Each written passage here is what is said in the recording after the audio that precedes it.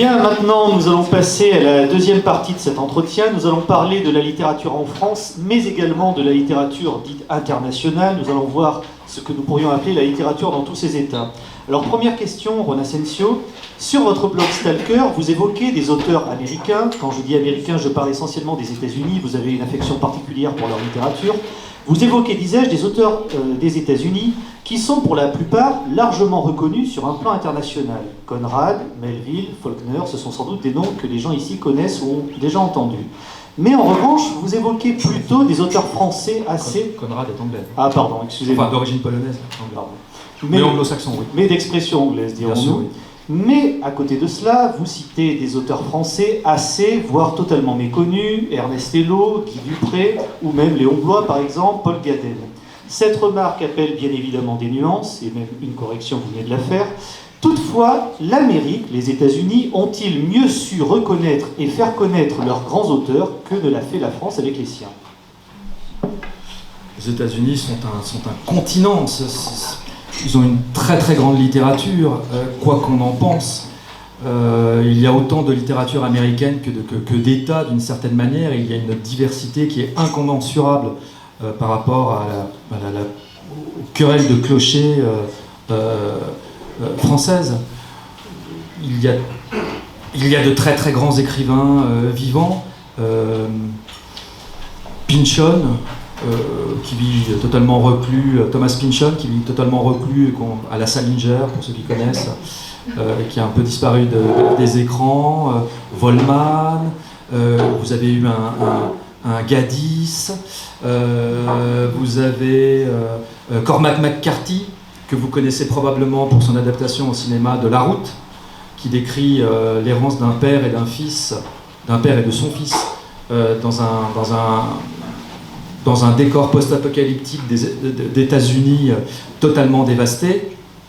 Et à ce propos-là, un de mes articles va paraître dans une revue qui s'appelle Crisis, où je montre que The Road, la route de Cormac McCarthy, est l'illustration la plus parfaite de toutes les calembredaines de la théorie de la déconstruction. S'il y a des universitaires parmi vous, vous savez de quoi je parle, c'est-à-dire Derrida, qui est très très à la mode aux États-Unis. Et il est étonnant de remarquer que la déconstruction qui a apporté en France toutes les histoires de genre, de mise en relief de toutes les formes de minorité, vient des États-Unis par l'ombre de Derrida, qui est lui-même un Français. Et la déconstruction vise à enlever la racine, c'est-à-dire la verticalité, au profit du rhizome, à la Deleuze et Guattari. Bon. Et malgré cette explosion de la déconstruction dans toutes les universités américaines, vous avez une véritable littérature qui ne parle pas de mort du père, qui ne parle pas de mort de l'auteur, qui ne parle pas simplement de témoignages, mais qui, comme vous le disiez tout à l'heure, d'entrée de jeu, ose proposer des visions cohérentes de romans-monde. C'est très très anglo-saxon. Vous pouvez songer au Seigneur des Anneaux, de Tolkien, à d'autres univers, surtout en science-fiction, Dune, Frank Herbert, qui a récemment été adapté après l'échec de Jodorowsky et le navet de David Lynch par Denis Villeneuve. C'est très très anglo-saxon cette manière d'englober le monde et de proposer, John Dos Passos, de proposer une vision totalisante, c'est-à-dire une clé, non pas une clé interprétative, mais des clés interprétatives de tous les savoirs humains qui sont embrassés dans des textes labyrinthiques. Nous sommes là très très très loin du témoignage à la française dont nous parlions tout à l'heure. Il y a une démesure aux États-Unis, quoi que l'on pense des États-Unis, il y a une démesure, il y a un souffle, il y a un véritable souffle et une véritable langue aux États-Unis. Dans la littérature nord-américaine, peut-être parce que on pourrait imaginer que les conditions socio-économiques ne sont pas du tout les mêmes que celles de la France, évidemment. Vous n'avez pas des micro-chapelles comme en France, sauf peut-être à New York, qui est le Paris, d'une certaine manière, la ville totalement non-américaine des États-Unis. Mais vous n'avez pas cette espèce d'entrelaissage, là je peux le dire, je regarde parce qu'il n'y a plus d'enfants, vous n'avez pas cette espèce d'entrelaissage constant, germano-pratin, qui fait que vous pouvez présenter une grande émission comme La Grande Librairie, inviter tous les jours une écrivaine sans jamais dire que c'est votre compagne. Vous pouvez coucher avec Pierre, Paul, Josette ou Bernadette, les présenter en tant que grands écrivains ou grands écrivaines, et ne jamais dire que vous les connaissez ou que vous les connaissez dans une position autre que verticale. Bon, ça n'existe pas cela aux États-Unis. Il y a une forme de censure qui fait que lorsque un journaliste du New York Times va parler d'un auteur qu'il connaît d'une manière plus ou moins précise, on va immédiatement lui dire « Attention, est-ce qu'il n'y aurait pas un conflit d'intérêts ?» Imaginez en France, Becbédé signant une DPI, une déclaration publique d'intérêt comme le font les hommes politiques, certains hommes politiques et les chercheurs, pour dire écoutez, je vais parler d'Emmanuel, mais en fait, c'est ma maîtresse depuis 10 ans. Mais je ne vais pas le dire. Mais c'est quand même un très très grand auteur. Les exemples sont innombrables en France, à Paris. Là, pardonnez-moi, j'ai réduit la France à Paris. Il suffit de voir comment Clermont-Ferrand a les yeux braqués sur Paris. Et toutes les villes françaises d'ailleurs. Hélas, à mon sens. Bon. Et vous n'avez pas ce phénomène de consanguinité cloacale aux États-Unis. C'est tellement grand, les espaces sont tellement grands qu'un écrivain qui est une star au Texas aura plus de mal à percer dans l'Oregon ou au Kansas. En France, il faut d'abord réussir, regardez Cécile Coulon, votre star locale, il faut d'abord réussir à Paris avant de redescendre chez les Bouzeux. C'est pas l'inverse qui fonctionne. C'est pas l'inverse qui fonctionne. Hélas. On reviendra sur Cécile Coulon tout à l'heure. Vous évoquez une forme de démesure ou d'ampleur des États-Unis. Alors justement, pour apprécier l'ampleur du style d'un grand auteur américain, nord-américain, peut-on le faire à travers la traduction et comment? Il semble que vous lisiez vous-même en langue originale. Comment peut-on... Toutes les fois que je peux. Comment peut-on... Même quand je lis Annie Ernaux, je m'efforce de traduire. Comment peut-on apprécier le style d'un grand auteur nord-américain à travers la traduction, à condition bien sûr que ce soit une bonne traduction? On se fiche que la traduction soit bonne, d'une certaine manière, pour vous choquer. Il existe plusieurs traductions, alors je parle d'un écrivain qui n'est pas nord-américain, tout le monde l'aura compris, Dostoïevski. Il existe plusieurs traductions de Dostoïevski. Quelle que soit la traduction de Dostoïevski, y compris la plus mauvaise, le souffle passe. Quand vous lisez les frères Karamazov, il faut être un bulot cuit pour ne pas éprouver ce qu'est la littérature. Quand vous lisez Conrad, quelle que soit la traduction, c'est la même chose. Je plains en revanche des non-francophones qui devraient lire Céline en traduction. Ça, je ne sais pas ce que ça donne. Donc, j'aurais tendance à penser, mais je ne suis pas un spécialiste des traductions, j'aurais tendance à penser qu'un grand texte dépasse les conditions stylistiques de son énonciation. On a cité tout à l'heure Moby Dick. Moby Dick, il y a plusieurs traductions qui sont bonnes. Vous avez celle de Jean Giono, vous avez la plus admirable à mes yeux qui est celle d'Armel Guerne, que tout le monde a oublié, et vous avez celle là qui vient de paraître dans le mausolée de la littérature de l'édition française, c'est-à-dire la bibliothèque de la Pléiade, où Moby Dick est devenu le cétacé. Très bien, le cétacé, la baleine blanche. Ça me fait penser à cette anecdote d'un crétin des éditions Autrement qui, considérant un titre de Joseph Conrad tout de même, Le Nègre du Narcisse, Le Nègre du Narcisse, a considéré que ce titre-là était une offense aux personnes de couleur. Ni d'une ni deux, il a changé le titre. Et vous trouvez maintenant Le Nègre du Narcisse, pardon, je n'ai pas le droit de dire ce titre infamant, vous trouvez Le Nègre du Narcisse, des éditions Autrement, qui s'appelle Pique-nique sur un bateau, ou un titre totalement débile. Comment il s'appelle ce débile? Il faudrait que je cite son nom pour lui coller une honte éternelle. Alexandre Kiliko, quelque chose comme ça. Bon, c'est le patron des éditions Autrement. S'il m'écoute, qu'il sache que c'est un sombre crétin. Donc, c'est les grands textes spirituels, les grands textes qui ont une portée philosophique, les Grossman, les Ernst Junger, les Canetti, les Conrad, les Stevenson. La traduction importe peu finalement. Ce seront ensuite des querelles en disant oui, tu aurais dû traduire tel mot. Regardez les procès que l'on a fait à Baudelaire quand il a traduit Poe. Baudelaire a admirablement traduit Poe, et pourtant ce n'était pas du tout un universitaire ni un traducteur professionnel. Quel est le traducteur actuel qui, hormis relever quelques contresens effectivement de Baudelaire, pardon, quelques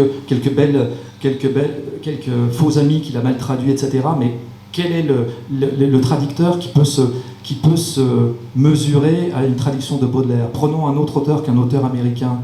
Prenons Dante et sa Divine Comédie.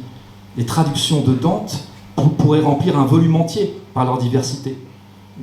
Une traduction fidèle, très fidèle, pas fidèle, poétique, en vers libre, précieuse, pas précieuse, ordurière. Bon. Il y a autant de traductions possibles de la Divine Comédie qu'il y a de sensibilité d'une certaine manière. Et c'est la marque d'une grande œuvre. Shakespeare, c'est un torrent langagier. On se contrefiche de qui traduit Shakespeare. On s'en contrefiche. Et si ensuite on a un peu de suite dans les idées, c'est le cas de le dire, on essaie tout de même de goûter la langue originale et originelle d'un texte. Nel mezzo del cammin di nostra vita mi ritrovai per una selva oscura, che la delita via e la sparita. Ce sont les premiers vers de l'enfer. C'est beau, même si on n'y comprend rien. On a bien compris que pour vous, le génie traverse même la traduction et que le génie littéraire résiste à tout. Alors une question un petit peu provocatrice maintenant. On parle beaucoup de l'importance du style. Céline, par exemple, ou d'autres grands écrivains se sont beaucoup étendus là-dessus. Mais le style peut-il être finalement moins important que l'exploration des tréfonds de l'âme humaine en littérature? Oh oui, tout à fait. Je viens de répondre à votre question, en fait. Oui, tout à fait. Je pense que on cite souvent, j'ai cité Gracq tout à l'heure. Bon, j'aime bien Gracq, mais bon, bref, c'est de la littérature pour d'Adam. On l'a toujours considéré comme un extraordinaire prosateur. Gracq par-ci, Gracq par-là, à l'époque où les éditions José Corti vivaient de tous les exemplaires vendus de Julien Gracq, que l'on tenait pour le maître de la langue française, après Proust et d'autres, dont Aragon. Mais qu'est-ce qu'il a fait pour explorer l'âme humaine et les ténèbres? Rien. Relisez, si vous l'avez lu ou vous le relirez, Au château d'Argol. Ce sont des ectoplasmes qui discutent dans une espèce d'atmosphère fin de siècle néo-gothisante. Rien ne se passe. Relisez Un beau ténébreux avec Alan Murchison qui ressemble à un ectoplasme qui aurait fait des abdos. Quel est l'intérêt? Aucun. Relisez, je vous mets au défi de relire Le Rivage des Syrtes, qui a été à une époque le roman dont on parlait dans tous les cénacles parisiens et même clermontois. Bon, très bien, je t'aime, tu m'aimes, c'est vaporeux, c'est la fin des haricots, c'est de la décadence, ça s'étale, ça s'étend. Alors que Gracq est extraordinairement bon quand il parle de critique littéraire. Quand il parle par exemple de la littérature à l'estomac, où il montre il disait, je crois, je cite dans l'esprit, pas dans les mots, que l'on n'a jamais autant parlé de la littérature qu'à son époque, alors qu'elle en est totalement absente. Bon.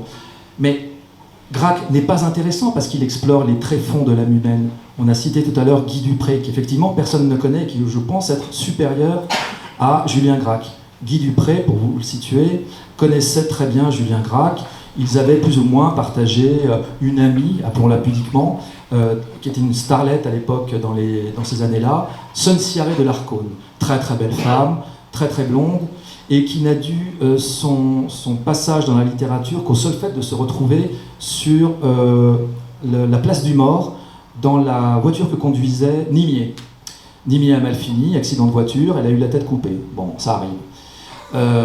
Et elle était partagée au sens noble du terme, bien sûr, partagée dans ce cénacle qui allait de Gracq à Dupré, ils étaient jeunes, certains connaissent peut-être Raymond Abbaillot, et Guy Dupré me racontait que Sonsiaré de l'Arcone avait très très peur de Raymond Abbaillot, qui était totalement myope et qui à chaque fois s'approchait d'elle à l'embrasser quasiment, et donc elle disait non, c'est pas possible. Et il y avait Gracq qui essayait de s'approcher de Sonsiaré de l'Arcone. Bon, tout ça est bien joli, très stylisé, on est dans l'art pour l'art, on est dans le Mallarmé qu'on a cité tout à l'heure, c'est-à-dire qu'il se pourrait bien que la réalité ne doive aboutir qu'à un livre le livre avec un grand L, c'est-à-dire le livre qui pourrait se passer de la prose, c'est-à-dire le livre qui coïnciderait avec l'instant présent, le livre qui vous donnerait une parole magique, quand dire c'est faire.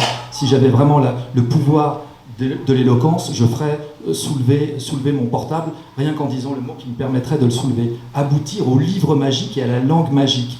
Tout cela a entretenu des générations et des générations de plus ou moins joueurs, d'écrivains, plus ou moins doués d'ailleurs, qui malaxaient le style, qui jouaient avec les référents, qui jouaient avec la matière du style, etc. Mais qu'en est-il de l'exploration des ténèbres? Et là, je pense qu'effectivement, les grands textes, et d'ailleurs ce n'est pas une coïncidence, les grands textes que nous venons de citer, qui résistent à toute forme de traduction, et que l'on peut goûter quelle que soit la traduction, sont justement les textes qui explorent l'âme humaine. On a cité Dostoïevski, on pourrait citer Conrad, on a cité Shakespeare. Vous lisez Macbeth, c'est une formidable, la pièce la plus noire probablement de Shakespeare, c'est une formidable méditation sur les raisons qui poussent Macbeth, qui a reçu des avis, des prédictions de la part de 3 sorcières. When shall we free meet again in thunder, lightning or in rain, when the early bird is done, when the battle lost and won, etc. Et elles lui ont dit, il faut que tu tues le roi Duncan pour être plus grand que le roi. Et il est enchaîné par la prédiction des sorcières et il va tuer le roi. Et en même temps, c'est une plongée dans l'âme féminine, la femme, l'épouse de Macbeth, Lady Macbeth, qui est pire que lui, puisque c'est elle qui le pousse d'une certaine manière en lui reprochant sa pusillanimité à tuer le roi. Donc ces grands auteurs-là, on pourrait citer Ernesto Sabato en Amérique du Sud, ou Roberto Bolaño avec 2666, ces auteurs-là s'enfoncent dans l'âme humaine, s'enfoncent, descendent, et n'en remontent qu'une fois qu'ils ont trouvé du nouveau, comme disait le poète. Et on peut parler de la même chose en poésie. On va pas simplement se cantonner aux auteurs nord-américains. Les plus grands poètes sont les poètes qui rentrent au fond.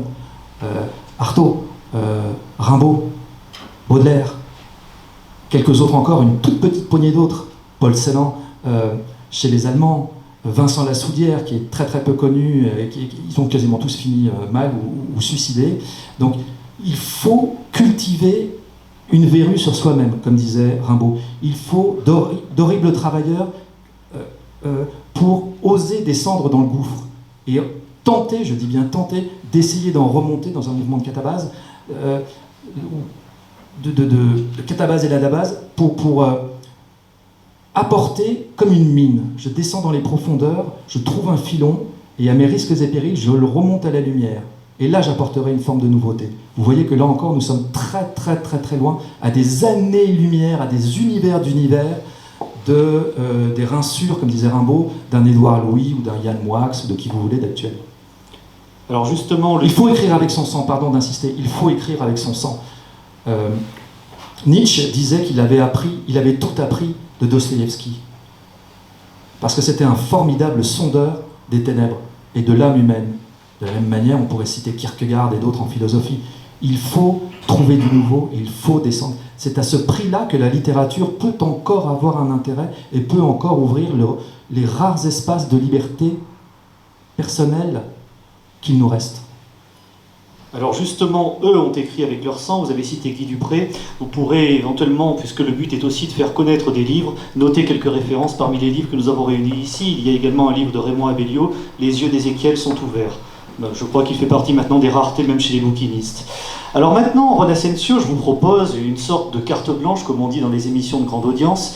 Je vous propose de présenter un grand roman français de votre choix, et un grand roman étranger, par exemple un grand roman des États-Unis de votre choix, et j'insiste, sous la forme que vous préférez. Un grand roman français, il y en a beaucoup. Je viens de relire Le voyage au bout de la nuit, évidemment de Céline.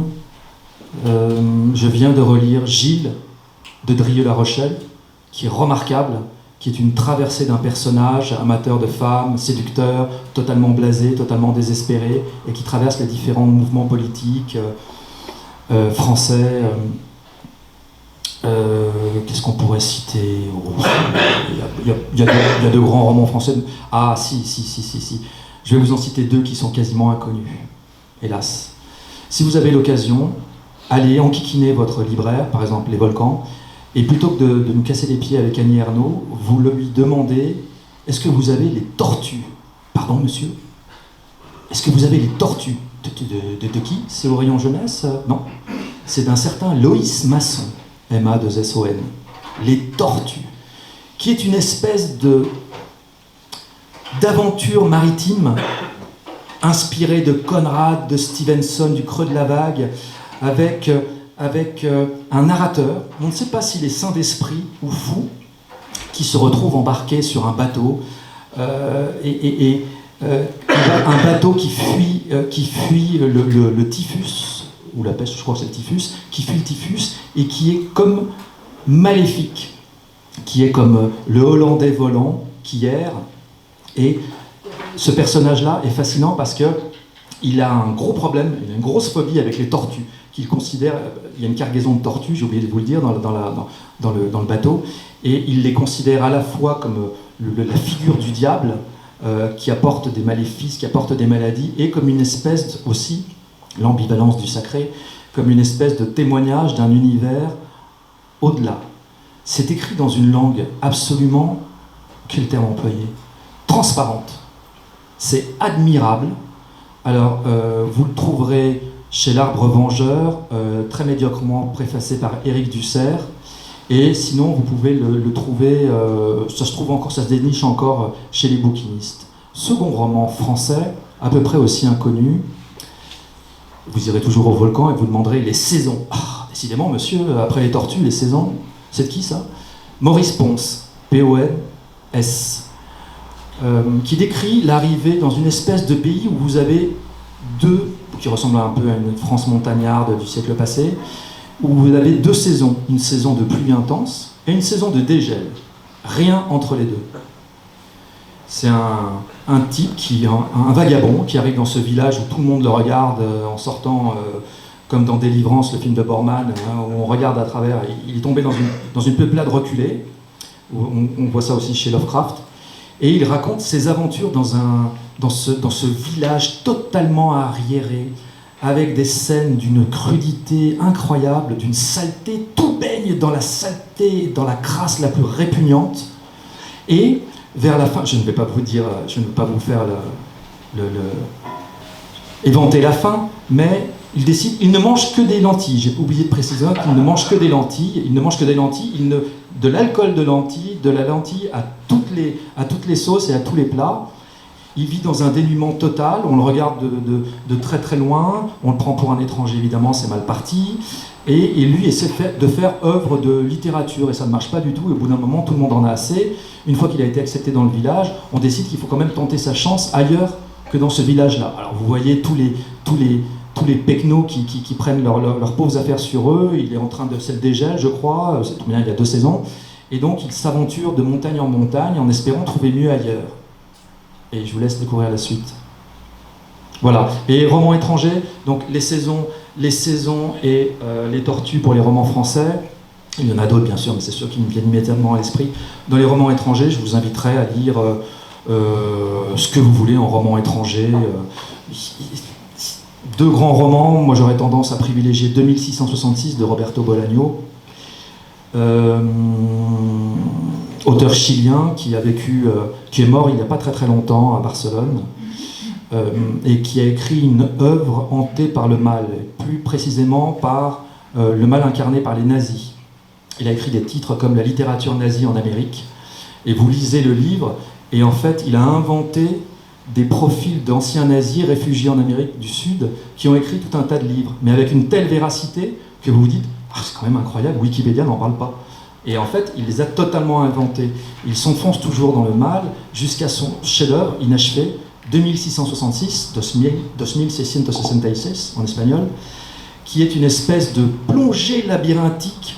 Ce sont 4 universitaires étrangers, français aussi, d'ailleurs ils se moquent bien des universitaires français, qui partent à la recherche d'un écrivain maudit et en même temps ultra célèbre qui a disparu de la circulation comme Salinger ou Pynchon, Benno von Archimboldi. Et cet écrivain-là, ah oui, c'est un gros palais, hein, cet écrivain-là, la preuve. Cet écrivain-là fascine cette poignée de chercheurs et il se lance à sa poursuite et il se rend compte que sa poursuite, enfin le fait de se lancer à sa poursuite les emmène dans une ville frontalière entre l'Amérique du Sud, le Mexique et les États-Unis, Santa Teresa, qui n'est d'autre en français que Ciudad Juárez. Là où, vous le savez peut-être, des centaines de victimes, femmes, ont été retrouvées, violées, mordues, estropiées, et on n'a jamais réussi vraiment à éclaircir ce mystère. En tout cas, il retrouve la trace de Benovona Cimboldi dans cette ville, Santa Teresa. Et ces deux... Il y a combien de pages là? Il y a au moins...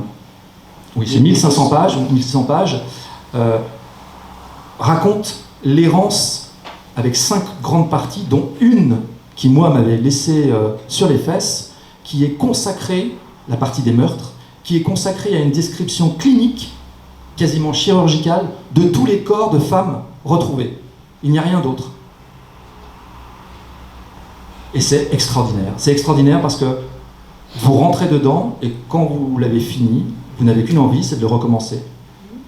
C'est un texte qui va dans tous les sens. Les méditations sont surpuissantes sur le mal, sur le sens de la littérature, sur le sens du témoignage au sens noble du terme que l'art peut apporter face à l'horreur.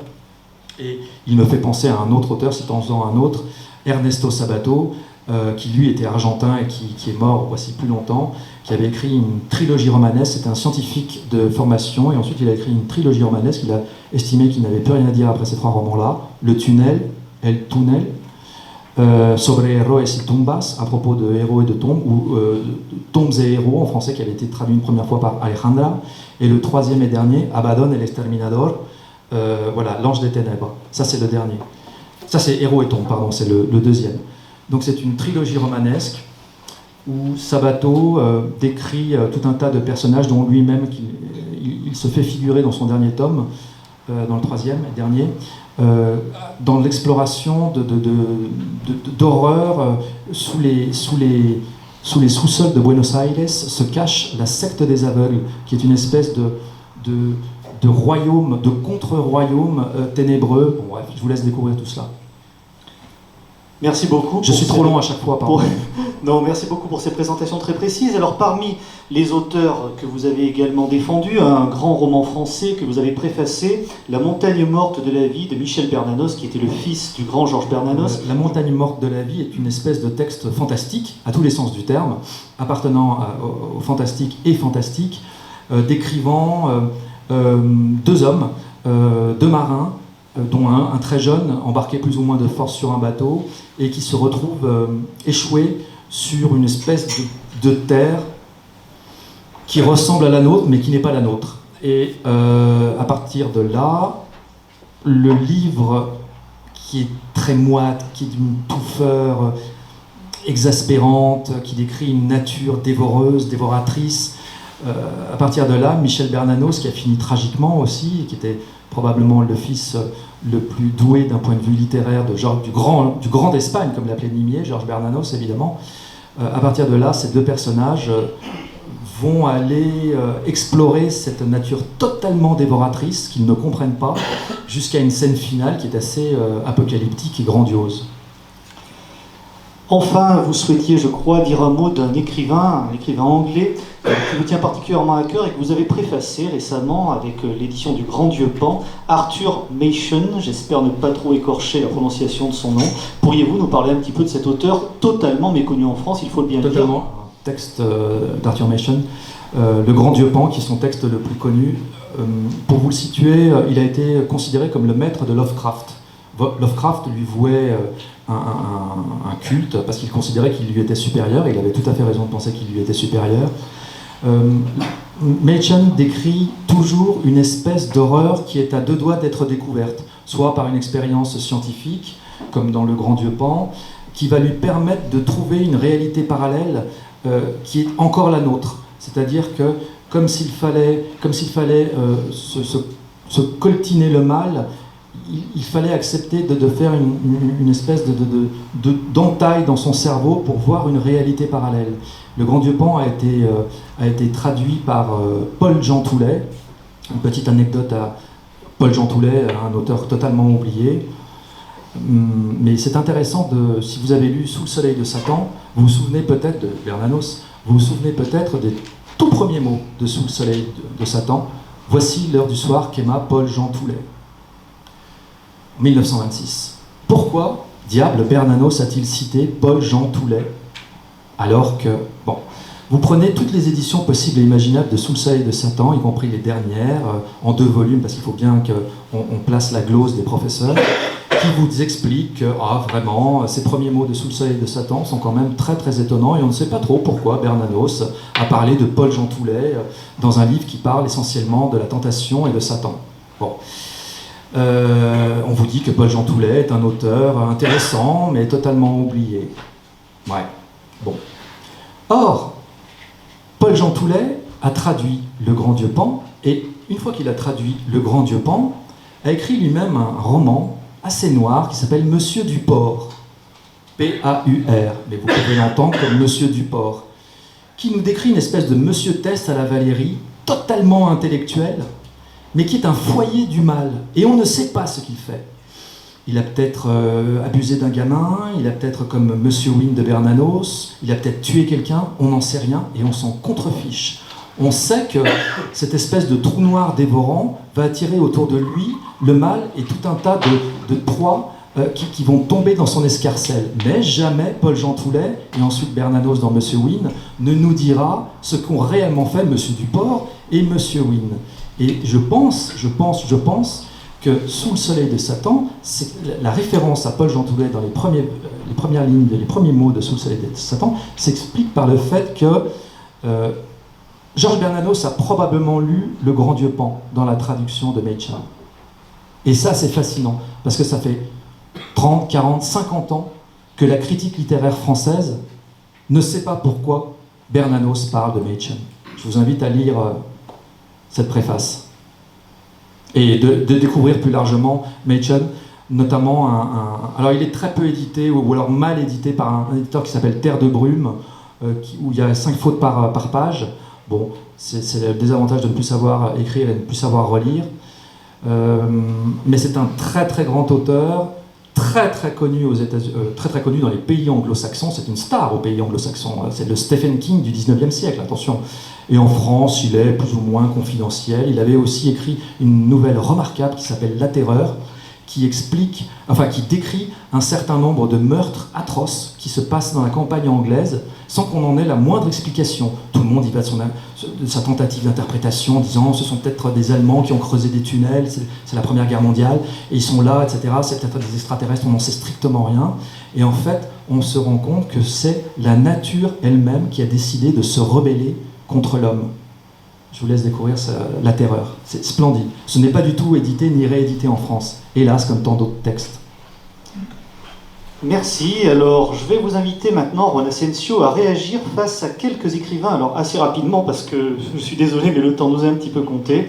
Quelques figures qui sont peu présentes sur Stalker, voire totalement absentes, alors que peut-être, j'insiste sur le peut-être, elles auraient pu vous intéresser et rejoindre vos thématiques de prédilection. Alors je vais citer quelques auteurs, vous allez dire si c'est un choix délibéré de votre part, si vous avez l'intention de creuser leur œuvre également par la suite, ou si tout simplement ces auteurs-là ne vous ont pas touché. Par exemple Mallarmé, qu'on a évoqué tout à l'heure, vous semblez préférer Rimbaud. Plus généralement, je pense que la poésie, la grande poésie, est la chose la plus difficile au monde. La grande poésie, la chose la plus difficile au monde. La poésie est la quintessence de la littérature. Si je n'en parle pas, c'est que je n'ai strictement rien à dire sur la poésie, la grande poésie. Commenter un poème. C'est un exercice évidemment très scolaire, très universitaire, bien sûr, mais comprendre de l'intérieur les illuminations, une saison en enfer. Jadis, si je me souviens bien, ma vie était un festin où s'ouvraient tous les cœurs, où tous les vins coulaient. Un soir, j'ai assis la beauté sur mes genoux, j'ai trouvé amère, et je l'ai injurié. Je me suis armé contre la justice, je me suis enfui aux sorcières, aux misères, aux haines, etc. Comment voulez-vous commenter de tels textes? Mallarmé encore plus que Rimbaud d'une certaine manière. Mallarmé qui a qui a passé son temps à polir chacun de ses vers, chacun de ses mots. Il me fait penser à un poète qui s'appelait un autre Rimbaud d'Orange, troubadour. J'entrelace, pensif et pensant, des mots précieux, obscurs et colorés, je cherche avec soin comment je puis, en les grattant, en ôter la rouille afin de rendre clair mon cœur obscur. Tout ça c'est en vieux français, donc ça c'est une translation, mais il y a cette la poésie se suffit à elle-même.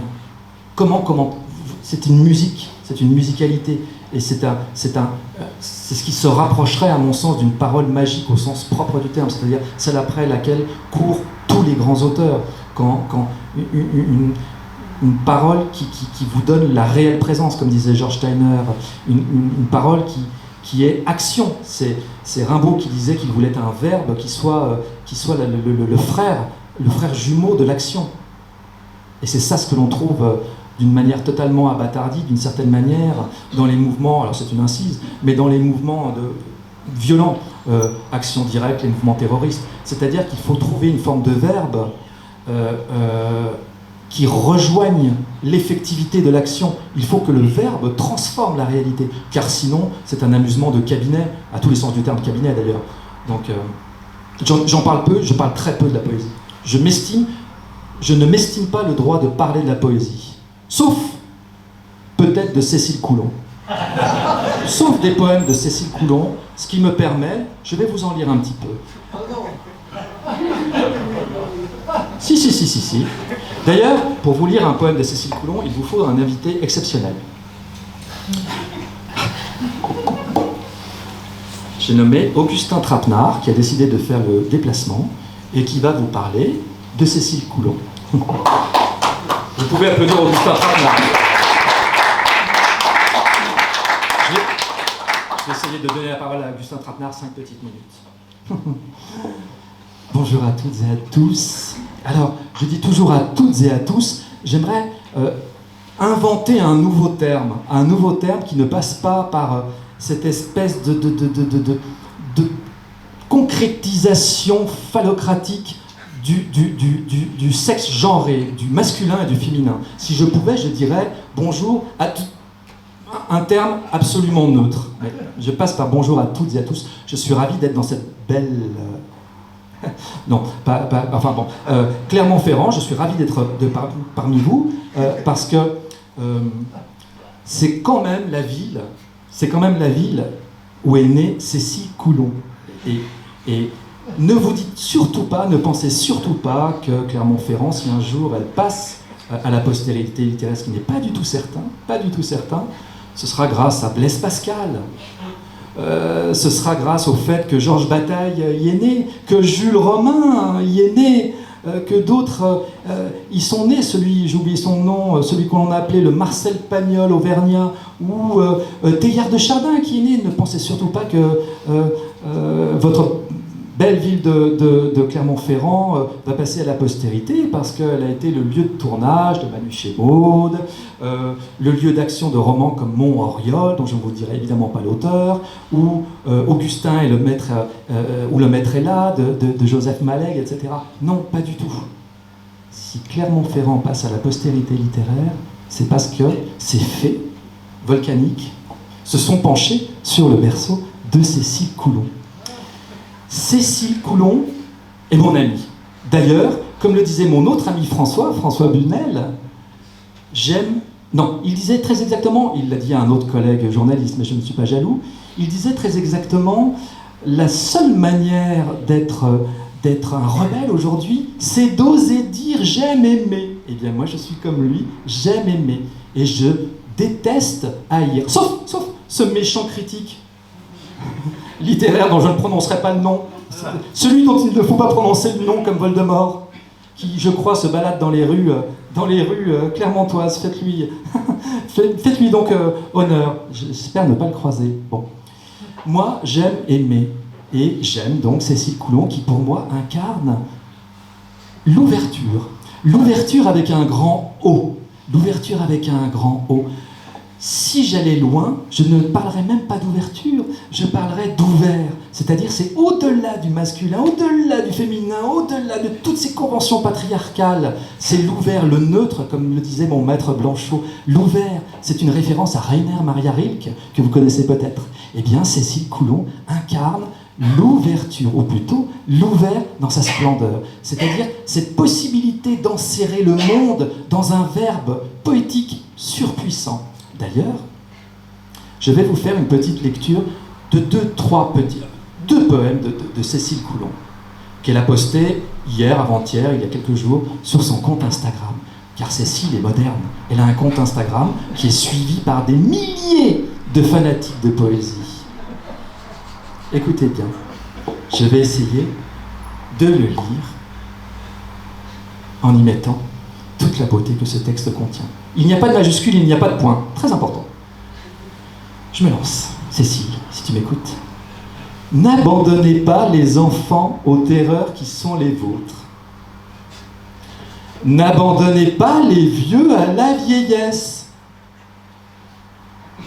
ni le cœur aux flammes noires. N'abandonnez pas les animaux que vous avez domestiqués pour votre bon plaisir. Ce n'est pas fini. N'abandonnez pas les foules heureuses. Et attention là, attention. Ouvrez bien vos oreilles. Je répète. N'abandonnez pas les foules heureuses. Pas de ponctuation. N'abandonnez pas les foules heureuses. Et le petit bois dans sa niche. Petit bois dans sa niche. De plus savant que moi, vous direz qu'il y a là une assonance. On sent le petit bois qui se balade comme ça. Le petit bois, pas le petit pois. Le petit bois dans sa niche, Cécile. La chute, c'est le cas de le dire. N'abandonnez pas les crêpes, ni le langage du désir.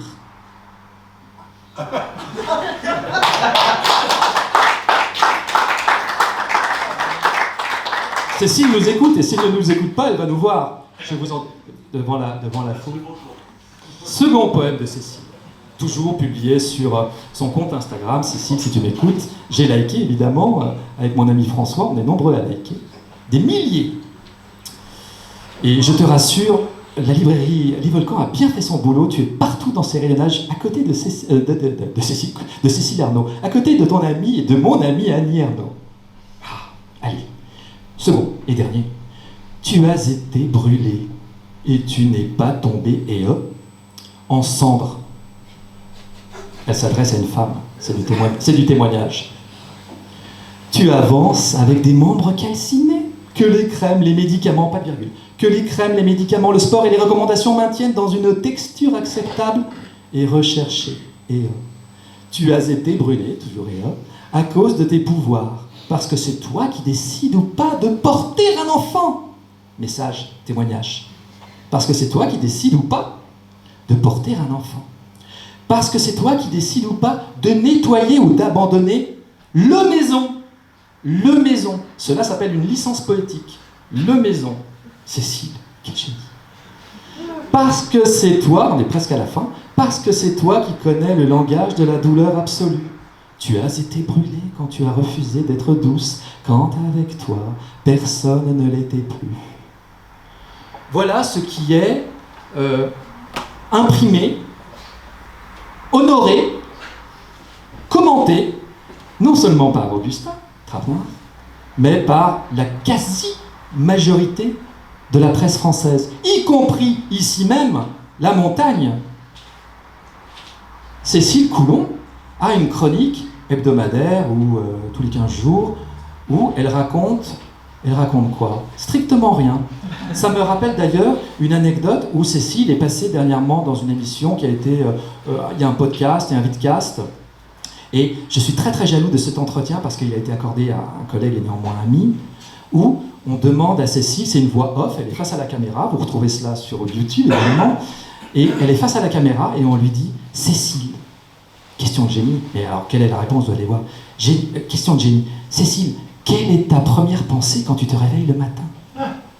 À votre avis, quelle est la première pensée de Cécile Coulon ? Vous allez vous dire immédiatement, Rimbaud par-ci, je vais polir mes textes, je vais relire mon Joyce en anglais, je vais relire Finnegan's Wake, etc. Non. Cécile, c'est là qu'on voit son génie, a dit, Je crois que ma première idée le matin quand je me réveille, c'est d'aller pisser.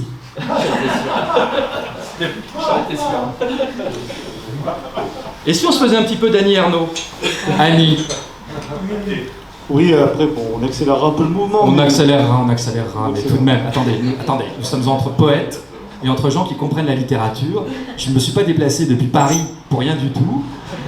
Ça, je crois que personne ici ne le pense. Voilà, alors, tout le monde nous écoute et vous allez avoir une audience de malade, rien qu'avec le nom Augustin. Bon. Cet été, Annie Ernaux. J'ai oublié le titre. Annie, tu me pardonneras, mais c'est un de tes nombreux au volcan. Ils sont tous aussi indigents que les uns que les autres et ils font tous 20 pages. Et il y a 40 volumes. Bon, bref. Cet été, peut-être que certains vont reconnaître ces premières pages, ces premières lignes éblouissantes. Cet été, j'ai regardé pour la première fois un film classé X à la télévision sur Canal+.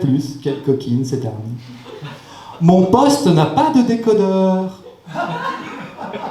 Dommage fromage, comme on dit à Lyon.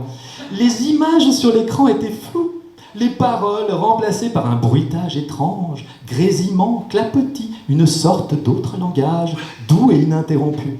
Je fais tout mon possible pour rendre ce texte musical. On distinguait une silhouette de femme en guêpière, avec des bas, un homme. Ça va se corser.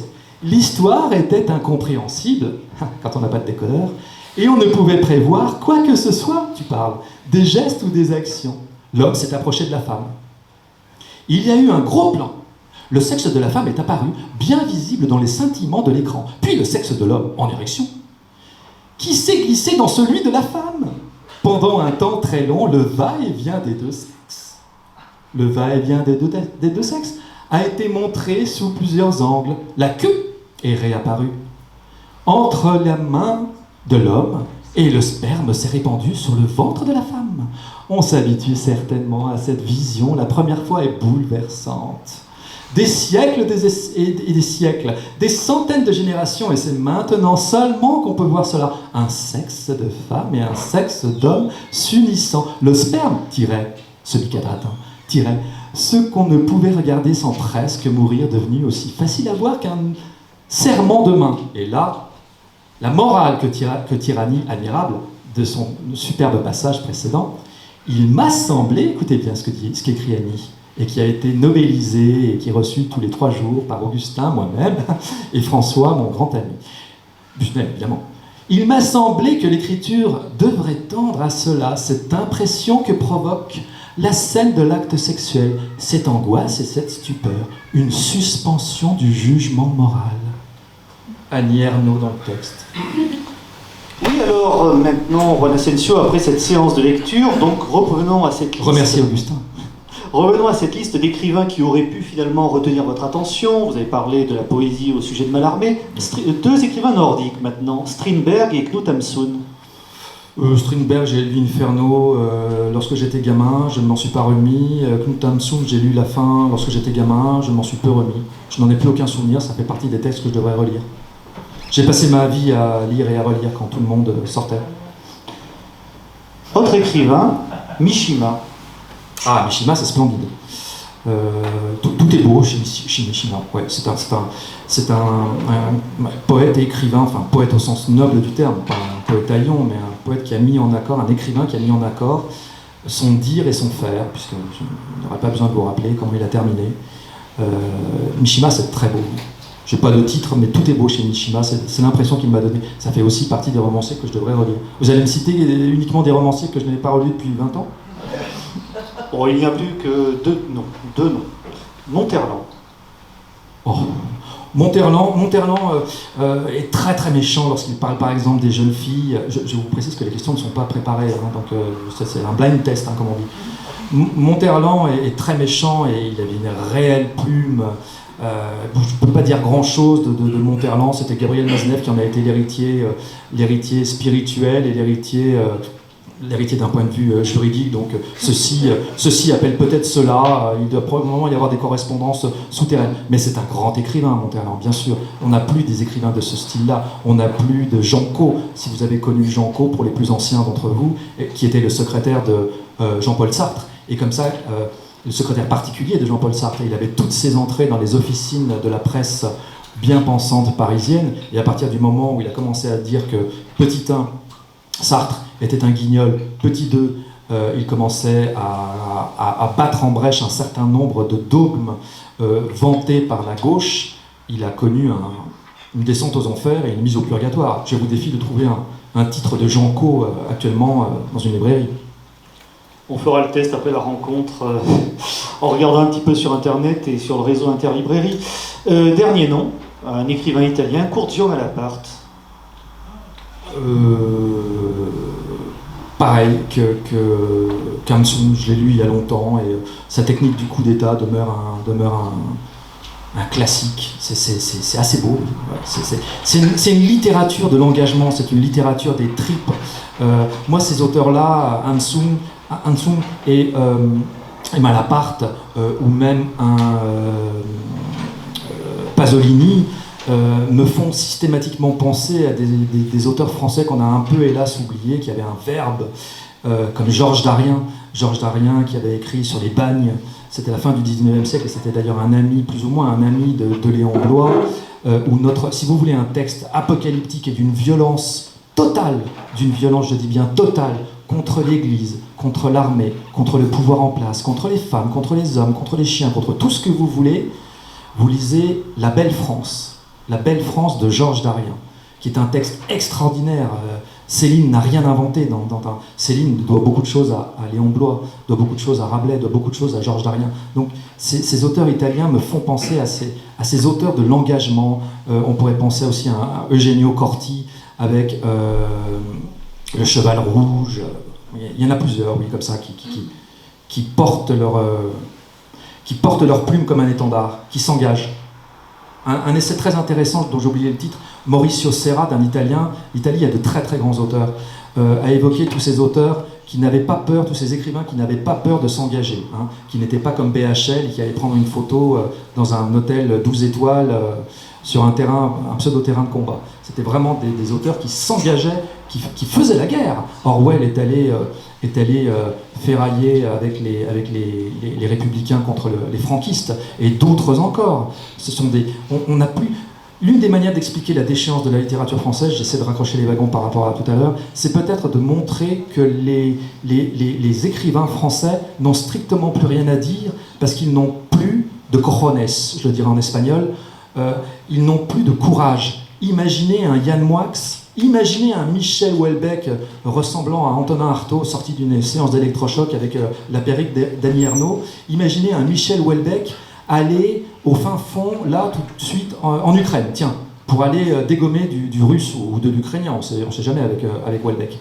Imaginez cela, c'est absolument impossible. Ces auteurs-là n'ont plus de tripes, pour ne pas employer un autre terme que j'ai tout à l'heure désigné par un vocable espagnol. Il n'y a plus de courage physique. Des auteurs comme Léon Bloy, des auteurs comme Léon Daudet, qui avait à son actif un certain nombre de duels. C'était une époque où, lorsque Augustin n'était pas content que François dise du mal de lui, il le défiait et il disait « François, ça ne va pas se passer comme ça, demain devant témoin, on s'affronte ».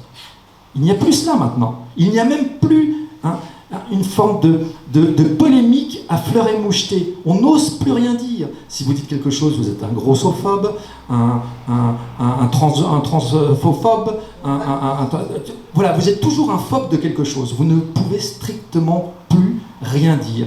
Et même la méchanceté que vous avez pu tout à l'heure mettre en exergue à propos de mes critiques, elle est très très encadrée, car je sais parfaitement que je ne peux pas aller en dehors d'un certain milieu très enrégimenté, parce que sinon je me prendrais des procès en diffamation, en diffamation et ou insulte, à longueur de journée. Il n'y a plus cette tradition polémistique. Regardez la presse des années 30, c'était d'une violence inouïe. Regardez encore, il n'y a pas si longtemps que cela, quand Angelo Rinaldi, qui est toujours de ce monde je crois, mais assez affecté, Angelo Rinaldi faisait la pluie et le beau temps dans le Figaro, où d'un mot, d'une épigramme assassine, il exécutait un nain, ou une mégère d'ailleurs, ils s'en fichaient que ce soit une femme ou un homme.